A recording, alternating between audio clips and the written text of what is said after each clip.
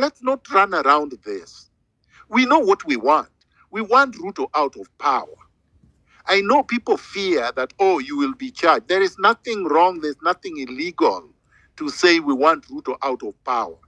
There is nothing unconstitutional to say we want to rally as a movement to remove Ruto from power. The Constitution does not say that you can only remove Ruto from power through political parties or through an election. That is not understanding the Constitution. Article 1 of the Constitution does not speak about elections. It only speaks about your sovereignty. And we are sovereign. And we rule ourselves. We govern ourselves. And Ruto is not in the Constitution. UDA is not in the Constitution, nor is ODM. It's just the sovereignty of the people. And we are Kenyans. So I urge us to think concretely around the mechanics.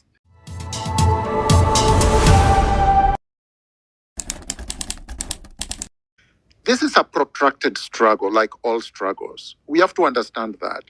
We have to appreciate the fact that a struggle is not a wedding procession. It's not a straightforward path. It's not something that you say, I set off at 8 a.m. and I am going to arrive at 2 p.m. That's not the way the struggle is. Because the people that you are struggling against, the system that you are trying to overhaul, is an entrenched one, is one that has been there for more than 80 years. It was started by the British. They handed it over to their puppets, and their puppets have institutionalized it. And they have weapons, they have intelligence, they have a system, they have a civil service, they have a state. They are trying to protect this. So you don't expect to walk in and walk out. So that's the first thing we have to appreciate. These people look at it as if you are taking food literally from their mouths. They believe they are entitled to whatever it is that they are doing. They believe they have a right to loot. They believe they have a right to rule you, not govern you. They believe they have a right to arrest you, torture you, do every bad thing to you to preserve their power. So when you get involved in the struggle, you have to be aware of these things. And you have to be aware that it's not going to end overnight, that it can take years. Some of us fought against Moi. It took years, it took decades. It's not something that happens overnight. When you go to South Africa, Mandela was in jail for 27 years. Sometimes success does not come in our lifetime. Be prepared for that. Be prepared that you can die in the struggle. If you're not ready for that, you're not part of the struggle. We must appreciate that. So that's number one. There is nothing wrong with it. Two, we have to affirm the cause for which we are struggling. We cannot doubt the rightness or the justness of our cause. We cannot say removing Ruto is a bad thing when we know the horrible things that he's doing against the majority of Kenyans when he's in power. And therefore, the next question is this. How then do you work with that system, with that government, with that regime? How can you work with a regime that is torturing and killing innocent youth, that the only crime they committed is to carry water and a flag and march on the street because they wanted to stop Finance Bill 2024? How can you justify that? How can you even ask the question? How can you say, can we work with the government for the time being? How do you work with them? Because essentially what you're saying, can we surrender to this government, let them torture us, let them abduct us, let them impose all these severe conditions, let them weaken us so that we would not have the strength to resist in 2 years or 5 years or whatever. So There are things we can rule out of hand. Then the next thing is, how can Ruto must go as a rallying call be bad? You see? Because if you want the system to go, you have to have a rallying call. And the rallying call that was conceived of and coined was Ruto must go, because he's the symbol of that system. That cannot be bad. I think we would be making a lot of progress if we think critically about what we are saying here and come out with concrete things that we can use to be able to achieve the goal. So Amenya came up with a freedom charter similar to the South African. It is not an ANC charter. The South African Communist Party was there. The trade union movement was there. The Black consciousness movement was there. The Pan-Africanist movement was there. Azapo was there. There are so many other movements. ANC is just the one that got the Western attention because they didn't want to emphasize the other movements because they had already compromised the ANC. But it was, the Freedom Charter was for all South Africans. So that's a very brilliant idea, that can we come up with some charter? That's a good one. How then do we use the 13 points that Muthiora was talking about, or how can we incorporate them into this? Or we could just develop some brand new concepts or ideas that can rally the movement. Lastly, what concrete steps do we need to take to organize and to mobilize enough people to be able to remove Ruto from power? Let's not run around this. We know what we want. We want Ruto out of power. I know people fear that, oh, you will be charged. There is nothing wrong, there's nothing illegal to say we want Ruto out of power. There is nothing unconstitutional to say we want to rally as a movement to remove Ruto from power.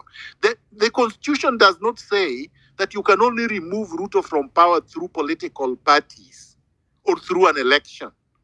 That is not understanding the Constitution. Article 1 of the Constitution does not speak about elections. It only speaks about your sovereignty. And we are sovereign. And we rule ourselves. We govern ourselves. And Ruto is not in the Constitution. UDA is not in the Constitution, nor is ODM. It's just the sovereignty of the people. And we are Kenyans.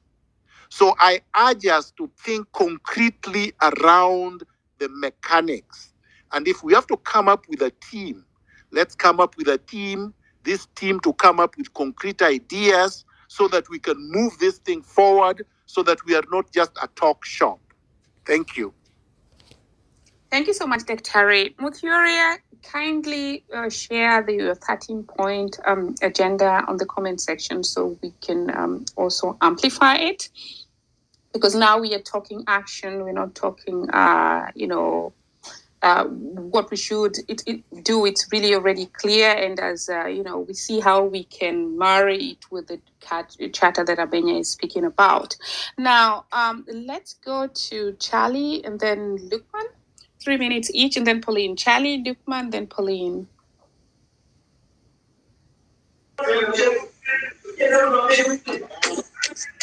Hello. Hello, I can hear you. Yes. Yeah, good. It's evening here in Kenya. And first, my name is Charlie, and I am a Gen Z. I just completed my campus some few months ago. I was pursuing quantity surveying. Now, the reason why I asked to speak on this platform is because of the anger that I have seeing my fellow youth, my fellow friends pursuing their degrees, their diplomas, their certificates, and they cannot secure any job. And I think Ruto and his government, they think they cannot do anything about it, and they think they should not do anything about it. And I feel very, very bad knowing that I was among, actually, when Ruto was buying, I was still in campus, and I took my voter's card so that I can vote for him. And the anger I have is that the person I voted for seems not to care about my future. Okay, I should care about my future as an individual. But he seems not to care even about generations which will come even after me. Now, selling the airport, the KICC, and other government parastatals, knowing well that he is not the last man to live in Kenya. He is not the last person who will become the president. We will have future generations. And about jobs, it's not about the government creating jobs. I know the government already has its own workers. But creating jobs is as simple as lowering taxes for the youth. Now, a person who has completed a TVET course or has completed his degree or diploma or master's and is a youth, I think it's high time we tax youths differently. You cannot tax me equally to someone who has worked for 20 years. That if today I want to open a company, I'll be taxed the same way a billionaire like SK Mashari is being taxed or James Monk is being taxed. And so I feel that's very, very unfair. And then I feel that Ruto is making it hard for the youth to, and very unbearable for the youths to live in Kenya, that even they are desperate enough to become house helps in countries like Saudi Arabia. Yet they know that moving to a country like Saudi Arabia is a 50-50 chance for you to survive. Okay, many of the people have come back alive and with good stories, sharing how they have acquired some. But I feel that is very bad. That is draining our labor force, it's draining our brains, frustrating our youth. And I feel very, very bad about it. And thank you for giving me this chance. Thanks for watching. This is Sophia Live.